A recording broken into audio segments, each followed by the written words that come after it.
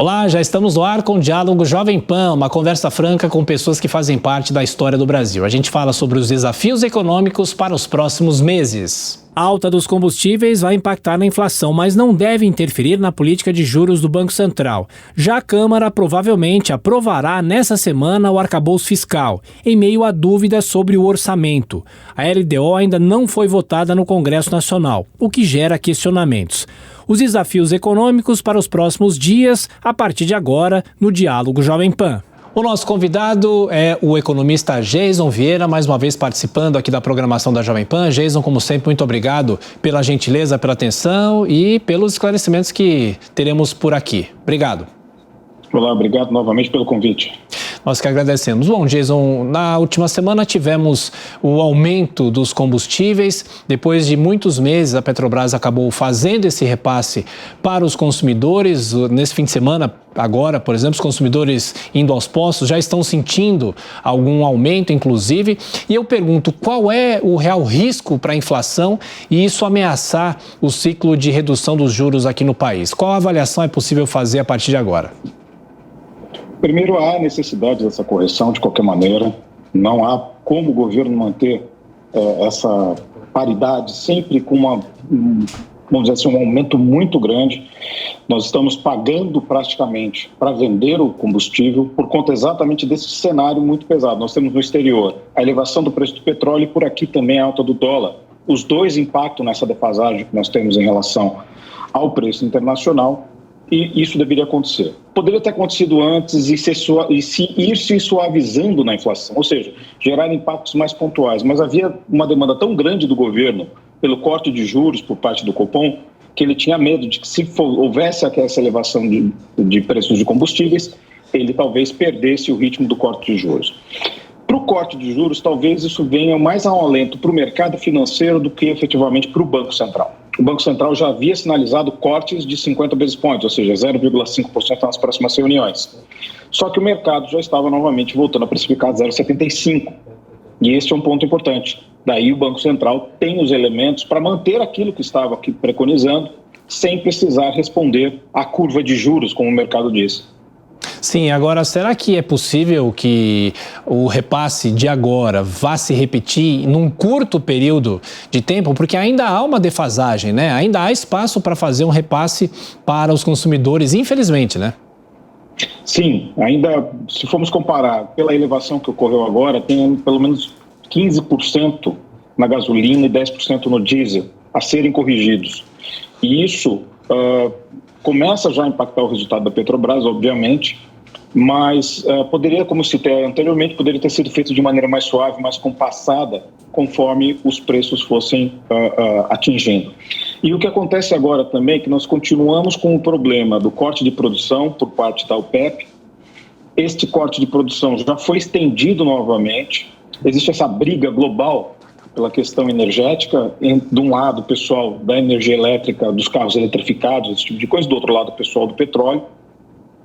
E nesta briga, obviamente, o pessoal do petróleo sente que está numa briga considerada injusta, porque eles são atacados pela questão ESG, eles são atacados pela questão energética, por ser um modal de energia suja. Ao mesmo tempo, sabe-se que a dependência mundial do petróleo não é só do combustível. Nós temos todos os derivados do petróleo no mundo que começam a ser necessários. Então, nós devemos sentir para os próximos meses, o governo agora que já iniciou o corte de juros, pode ser que faça esse repasse de maneira um pouco mais comedida, como deveria ter feito antes. Acabou acumulando muita coisa e ter que lançar um pedaço grande de uma vez só. Ora, Geison, você como economista que há muitos anos acompanha também essas consequências de aumento de combustíveis na inflação, no custo de vida, eu pergunto, será que as críticas que a Petrobras vem recebendo são críticas justas? Ou seja, o governo tenta fazer algo artificial para segurar os preços dos combustíveis, porque a gente sabe que a inflação é algo impopular politicamente, né? Ou o governo faz certo ao não repassar tantas vezes os custos para os consumidores, para as distribuidoras e, consequentemente, para quem está mais interessado, que é quem vai encher o tanque do carro? É isso, uma discussão que vai durar muito tempo no Brasil, porque vai de encontro. Primeiro, a questão de se nós devemos trabalhar com a paridade de preços internacionais ou não, que oscila mais, se nós devemos segurar mais ou não, se há um papel social na Petrobras, que ao mesmo tempo é uma empresa de capital aberto, ela tem participação estatal, ela não é uma empresa, hoje em dia ela não é mais uma empresa estatal, ela é uma empresa de participação e controle estatal, o que é diferente. Ao mesmo tempo em que prejuízos da Petrobras, por ter uma participação estatal, acabam sendo cobertos pelo Tesouro. E o Tesouro Nacional simplesmente é dinheiro do povo, é o nosso dinheiro de arrecadação de impostos. Ou seja, nós pagamos de alguma maneira. Pagamos através do fiscal, pagamos através de uma piora de uma percepção de gastos do governo que pode levar, por exemplo, o Banco Central a resumir o processo de corte de juros de maneira um pouco mais acelerada. Estamos conversando com Geison Vieira, economista, nessa edição do Diálogo Jovem Pan. Bom, mas ainda falando sobre a questão dos combustíveis, né? A gente teve, principalmente no ano passado, muita pressão da guerra na Ucrânia. Essas pressões internacionais estão mais amenas ou não? Em partes estão. Primeiro que nós temos a questão na China, que o crescimento chinês está se mostrando abaixo das expectativas, a dificuldade do próprio governo tentar criar estímulos que façam a população consumir. A população saiu muito assustada da pandemia, ou seja, a taxa de poupança chinesa cresceu muito e por mais que o governo tente fazer as pessoas consumirem, elas não estão consumindo. Então nós vemos números recentes de atividade econômica, como produção industrial, vendas ao varejo, todos abaixo das expectativas. E neste cenário, obviamente, vem o consumo de combustível, ou seja, a China consumindo menos seria um menor demandante no mundo. Mas, ao mesmo tempo, temos do outro lado os Estados Unidos. Nós temos ainda o conflito na Ucrânia, que continua. Nós temos a OPEP. Todos eles, de alguma maneira, mantêm uma pressão de preço de petróleo. Nós chegamos a ter um alívio recente, bastante forte do petróleo, que voltou a subir novamente e oscila muito. E nós temos no Brasil ainda mais o dólar, que obviamente compõe o petróleo. E o problema do Brasil, na verdade, é que nós não temos capacidade de refino de petróleo. Quando nós deveríamos ter a capacidade de refino, nós investimos numa refinaria ruim, ineficiente e custou 10 vezes aquilo que foi programado inicialmente e não ficou pronta. E já está se falando de colocar dinheiro nela de novo.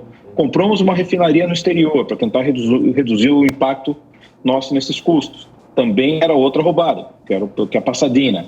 Abreu Lima, Passadina, ou seja, nós não temos capacidade de refino porque o petróleo produzido no Brasil, ainda que nós sejamos, entre grandes aspas, autossuficientes de petróleo, ele é o que é chamado um petróleo pesado de difícil refino. E por isso nós precisamos mandar esse petróleo para o exterior, gerar valor agregado, ou seja, transformá-lo em gasolina e trazermos de volta a gasolina. Daí que vem essa questão do gasolina, diesel, todos os combustíveis. Daí que vem a questão de nós sermos obrigados a pagar essa paridade, porque nós recebemos de fora isso e temos que pagar. Sim. Ô, Geison, falando sobre dois indicadores importantes, né? Já falamos um pouco sobre a inflação, mas também o PIB.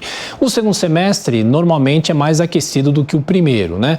Então é possível esperar um PIB maior nesse segundo semestre ou não necessariamente, porque na comparação com o primeiro semestre houve até uma surpresa em relação ao crescimento do país. Isso não deve se repetir para esse segundo semestre e também a inflação, né? Porque quanto mais há o aquecimento, a expectativa é de que os preços acabem flutuando mais ou não.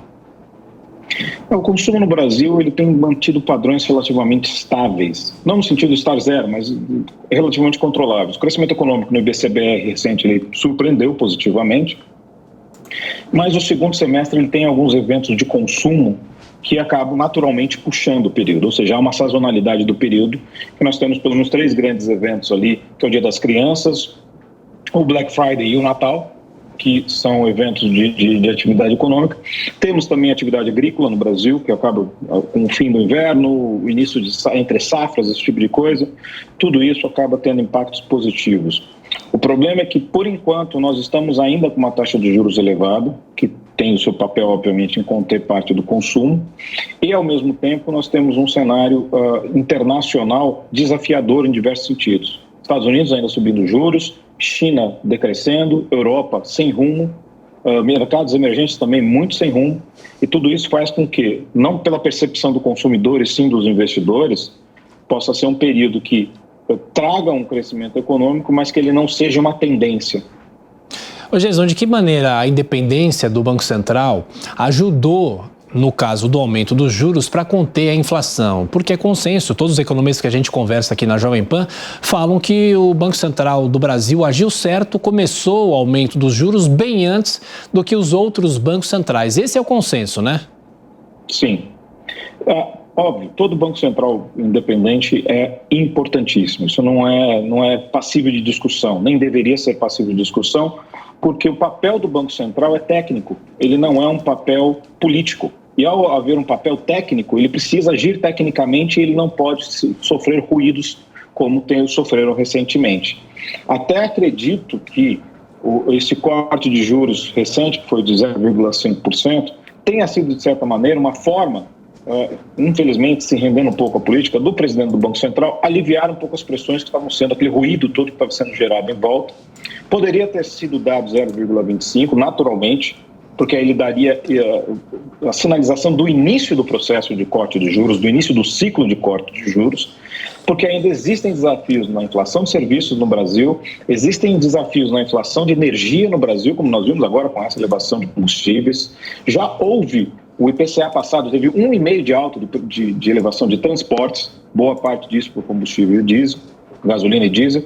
Então, é um cenário que demanda cautela. Talvez um excesso de cautela do Banco Central, provável, mas também tem muito a ver com a questão fiscal. Porque se o Banco Central não mantivesse essa cautela, talvez não houvesse uma busca incessante por parte do governo na tentativa de aprovação do arcabouço fiscal. Porque se a gente lembrar no começo do ano, primeiro eles não queriam um arcabouço fiscal. Eles queriam uma PEC de transição com gasto ilimitado por 4 anos, depois queriam reduzir essa PEC de transição de gasto limitado para 2 anos, e aí finalmente vieram com a PEC. A PEC preconiza um gasto de 0,5% este ano, seria zerado no próximo ano, 0,5% no ano seguinte, 1% no outro ano, indicando que aí o Brasil teria superávites fiscais, ou seja, o governo estaria arrecadando mais do que gasta. O problema é que essa premissa demanda também uma arrecadação muito alta. E nesse cenário atual, não dá para se esperar enormes arrecadações, porque o crescimento econômico, por mais que ele seja, ele vai ficar dentro da média brasileira, que é em torno de 2% no máximo. Estamos conversando com o economista Geison Vieira, nesta edição do nosso Diálogo Jovem Pan. Geison, você já falou sobre o arcabouço fiscal, acho que é importante, né, falar mais sobre isso e explicar para a nossa audiência o seguinte: muitas vezes a gente até tem dificuldade de entender por que o arcabouço é muito ligado à inflação. Ou seja, se a inflação for mais alta, temos uma consequência, se a inflação for mais baixa, temos outra consequência em relação aos limites de gastos no Brasil. Por que a inflação é tão importante para balizar esses gastos? Porque nós temos na LDO, na Lei de Diretrizes Orçamentárias, na montagem do orçamento, projeções de inflação que vão dizer o quanto os gastos vão se elevar no conjunto do governo para o ano seguinte, e daí o quanto o orçamento também precisa ser elevado para esses gastos do ano seguinte. Dentro do arcabouço, você tentou se colocar alguns limites, como, por exemplo, se o governo não conseguir cumprir as metas de economia, esse tipo de coisa, o gasto fica a 70%, mas ele ainda pode subir 0,6% ao ano. Aí fica aquela história, você pode, ao mesmo tempo, criar uma projeção enorme de inflação para o ano seguinte para tentar jogar dentro da LDO, ao mesmo tempo você vai ter o limite constitucional por conta do arcabouço fiscal, ao mesmo tempo o arcabouço fiscal, por essa demanda de superávites e considerado otimistas demais, acaba tendo que buscar essa arrecadação em outro lugar, e pode ser que isso aconteça, por exemplo, através da arrecadação de impostos ou da elevação de impostos. E o governo tem um problema para elevar impostos agora, porque tem uma reforma tributária no meio do caminho, que não pode simplesmente fazer uma mudança de impostos agora que possa ser completamente revertida pela própria reforma. Ou seja, é tudo uma situação muito sensível, especialmente agora com a montagem do orçamento do próximo ano. Verdade. Inclusive, nos últimos dias a gente acompanhou esse atrito entre o ministro da Fazenda e o presidente da Câmara, mas de qualquer forma a votação do arcabouço está prevista para a próxima terça-feira. Mas eu pergunto para você, se por acaso o adiamento continuar sendo feito, se não houver uma solução política em relação a isso, aí nós teremos o balizamento do teto de gastos ainda, é isso? Mesmo virando o ano, se isso acontecer? Porque você precisa ter alguma coisa. Se não tem alguma coisa, fica o que está vigente, né? E aí o teto dos gastos tem as suas limitações, inclusive com penalizações dos gestores por conta do não cumprimento das metas determinadas. E não é só isso, eu acho que o problema maior agora é que essa discussão política que está ocorrendo no Congresso não é efetivamente sobre o tema do arcabouço fiscal. Se essa fosse a discussão, isso seria muito saudável, porque daí talvez você teria novas propostas, novas discussões dentro da Câmara que poderiam estar alterando o texto. Não, ele está sendo mais ou menos voltado à questão política. E aí, óbvio, não se traz grandes esperanças de que haja mudanças substanciais para melhorar o texto. Porque o mercado financeiro, no momento inicial, gostou muito. Mas gostou muito de haver o arcabouço fiscal porque poderia ter alternativas muito piores, não porque ele fosse bom. Este foi o grande mote. Ou seja, melhor isso do que nada, que o nada poderia ser uma gastança desenfreada. Mas quando você observa o teor do arcabouço fiscal, ele é muito deficiente em diversos aspectos, melhor do que nada, mas também longe do ideal. Claro, você como economista, Jason, qual o ponto principal do arcabouço nesse momento que não é do seu agrado, o que é possível ainda que possa ser alterado? Claro que estamos aí aos 48 do segundo tempo, mas o que poderia ser alterado ou aperfeiçoado? Primeiro é manter um gasto corrente sempre na faixa de 0,6% no mínimo. Não se fala de corte de despesas. Este é o grande ponto desse arcabouço. Não se fala em redução do dispêndio, redução do tamanho do Estado. Só se fala em gasto, gasto, gasto. Ou seja, se eu fizer isso este ano, eu vou ser penalizado a gastar um pouco menos no próximo ano. Sempre voltado ao gasto, sempre voltado ao gasto. A Receita, obviamente, tem que cumprir o seu papel ali. Para cumprir o seu papel, na situação atual, nós não conseguimos. Não há crescimento econômico, a mudança de alguns parâmetros também relacionados à inflação pode complicar a montagem de orçamentos. Então, a maior crítica que vem em relação a esse arcabouço é exatamente isso. Ele não fala sobre a redução de despesas. Ele é só voltado aos gastos. E estes gastos com um mínimo constitucional. Ou seja, sempre o Brasil vai ter 0,6% de elevação de gastos, independente do cenário.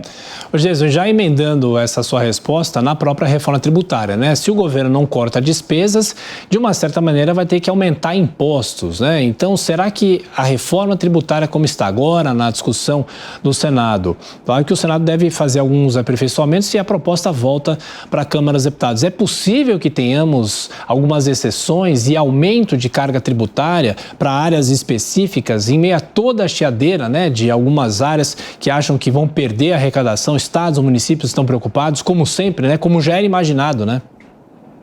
Estados e municípios são os mais chorões sempre nessa história de reformas tributárias. Para eles têm uma herança arrecadatória monstruosa e ainda mais estados que, por exemplo, arrecadam mais e recebem menos do governo federal, esses aí reclamam ainda mais. Existem os estados que estão deficitários e toda a série de problemas. Mas o problema da reforma em si é que quando ela fala de um imposto de valor agregado, que seria o equivalente ao imposto de valor agregado, na faixa de 27%, 28%, pessoal, muitas das pessoas dizem, isso não é problema porque a taxa média, a carga tributária brasileira é 34%. Não, isso é um problema sim, porque a carga tributária brasileira é 34%, mas ela é distribuída na cadeia em diversos aspectos. Ou seja, há setores que não pagam 34%, há setores que pagam bem menos que isso. De repente, você vai ter praticamente todo mundo pagando um valor semelhante de impostos, o que aí encareceria os impostos e deixaria o Brasil com um dos IVAs mais caros do mundo. A proposta inicial, que foi para o Senado, nós tivemos inclusive aí um direto ao ponto com o senador Girão, e a discussão foi em torno disso. Por que a proposta que foi ao Senado precisava ser discutida? Porque ela tinha uma série de penduricalhos. Ou seja, na verdade, penduricalhos são exceções. Os deputados colocando ali setores, os médicos, a educação, isso, aquilo, porque não tirar da reforma. Mas toda vez que você tira um setor de um certo nível de tributação, você é obrigado a aumentar outro. Não existe fórmula mágica. Ou todo mundo paga um valor relativamente baixo, ou alguém vai pagar mais alto. E essa é a grande crítica em relação à reforma como ela está no Senado. Há uma discussão, há grupos de estudo, e aparentemente pode ser que ela volte para a Câmara com em torno de 23%, 22%, 23% de IVA e, obviamente, volta aquela discussão dos setores que querem se sentir privilegiados nesse cenário. Estamos conversando com o economista Geison Vieira aqui na Jovem Pan e ainda falando sobre o IVA, Geison, muito se fala, né, que o limite aceitável, vamos dizer assim, seria 25%, mas alguns estudos indicam que esse índice pode superar, chegar a 27%. Qual é realmente a necessidade de se discutir o IVA, mas já que a reforma ainda está em tramitação, isso só vai ser definido lá na frente, né? Como é que você discute uma reforma tributária sem saber qual vai ser esse índice?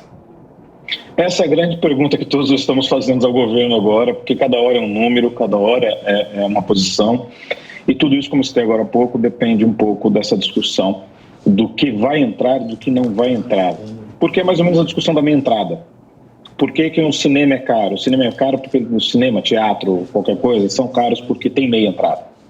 E essa meia entrada é que acaba elevando o custo de quem paga a entrada inteira. Mesma coisa acontece com impostos, mesma coisa acontece com a questão fiscal, mesma coisa acontece com subsídios.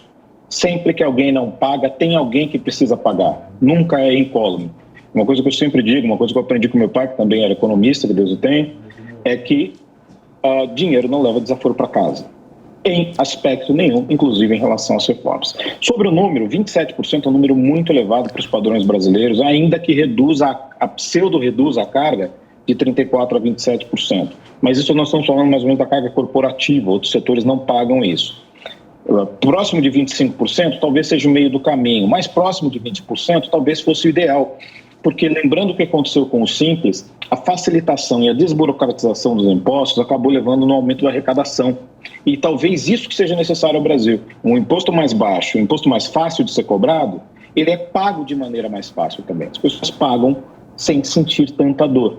E esse talvez seja o ponto importante. Sim, o que a gente pode falar sobre isenções, né? Recentemente a gente teve o programa para tentar beneficiar a população para a compra de carros, né? Mas os veículos estão com preços absurdos aqui no Brasil, ou seja, encareceu muito. Se você comparar com 5, 10 anos atrás, os preços são outros, há uma outra realidade, dificilmente esses preços vão voltar a ser o que eram. Mas em relação a esses incentivos, como na linha branca, redução do IPI, como é que a reforma tributária precisa tratar isso?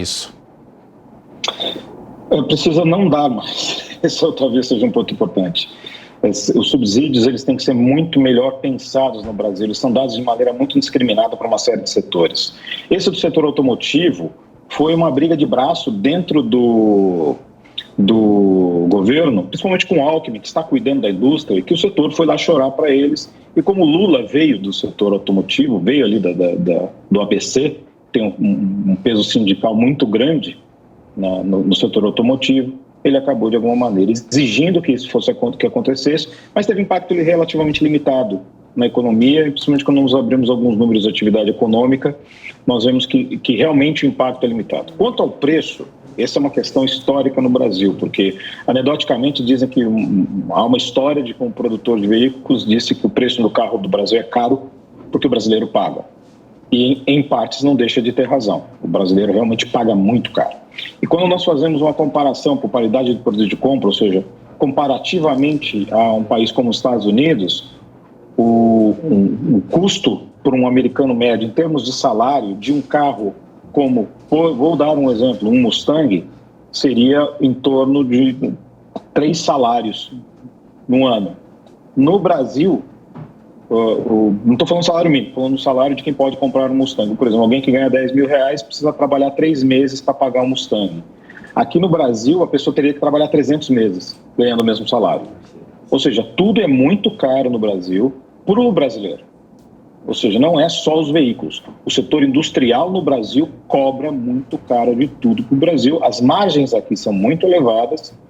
E, obviamente, quando você tem esse processo inflacionário recente que aconteceu por conta de pandemia, por conta de todos os outros problemas, a inflação ela tem uma crescente. Ou seja, o preço ele se estabelece num valor elevado, a partir dali não volta mais. E é isso que você falou agora. Nós não vamos ver mais preço de carro aos valores que nós vimos antigamente. E isso é parte dos países desenvolvidos que estão sofrendo também.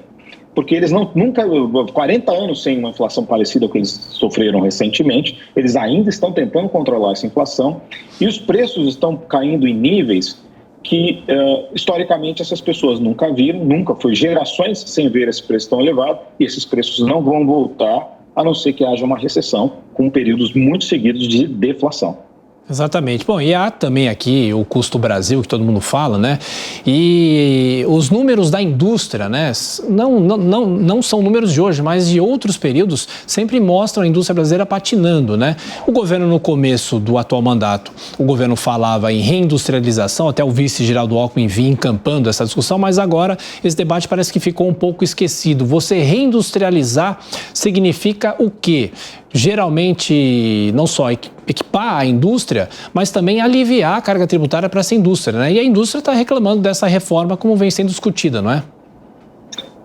A indústria reclama sempre, essa é a questão no Brasil, isso não vai fazer muita diferença. Eles notoriamente reclamam sobre a questão de impostos, esse tipo de coisa. Mas a carga tributária na cadeia produtiva, ela vai diminuir. A indústria não pode reclamar tanto assim, porque ela vai diminuir bastante. E isso é um ponto muito importante. Um dos pontos da questão do custo Brasil é esta cadeia produtiva que gera um custo muito elevado no seu final. Que tudo é repassado ao consumidor. No fim, tudo é passado para o consumidor. Ninguém paga.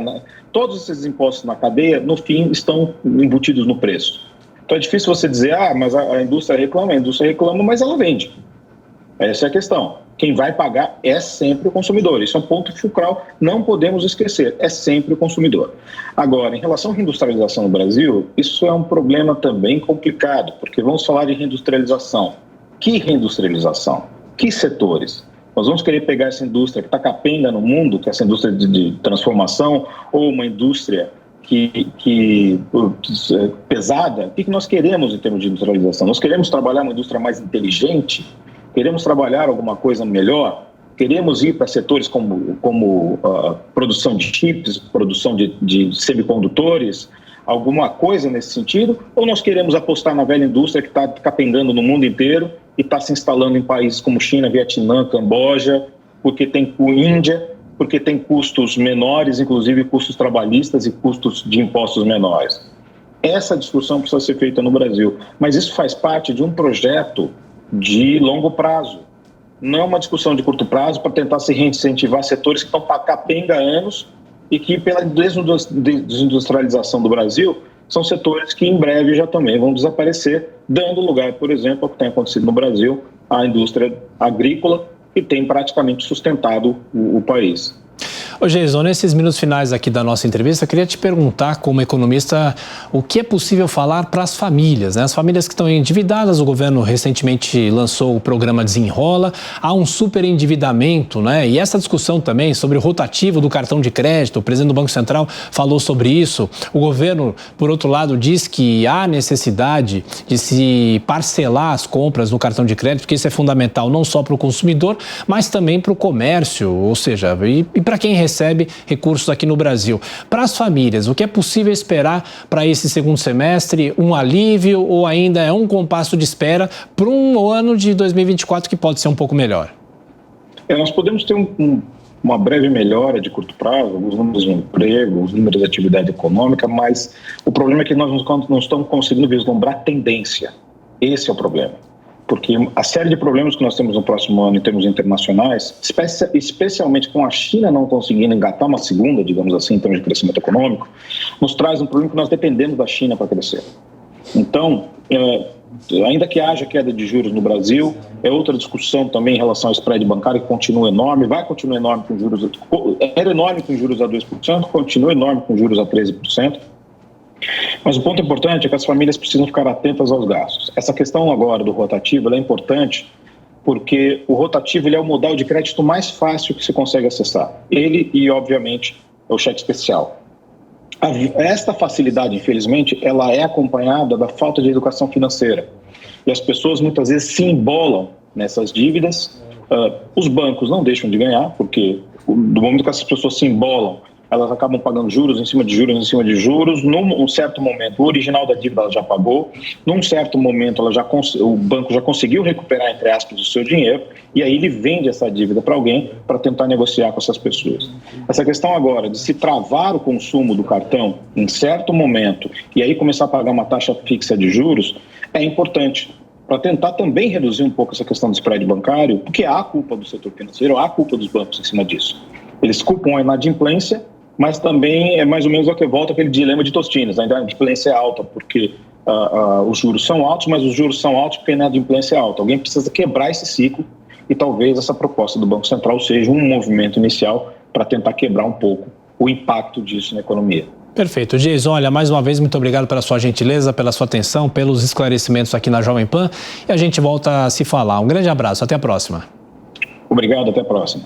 Bom, falamos sobre economia com Geison Vieira, as projeções para os próximos meses, arcabouço fiscal, reforma tributária, todos os assuntos em debate, principalmente no Congresso Nacional. A você, ouvinte, a você, espectador, mais uma vez, muito obrigado pela sua audiência e até a próxima. Realização Jovem Pan News.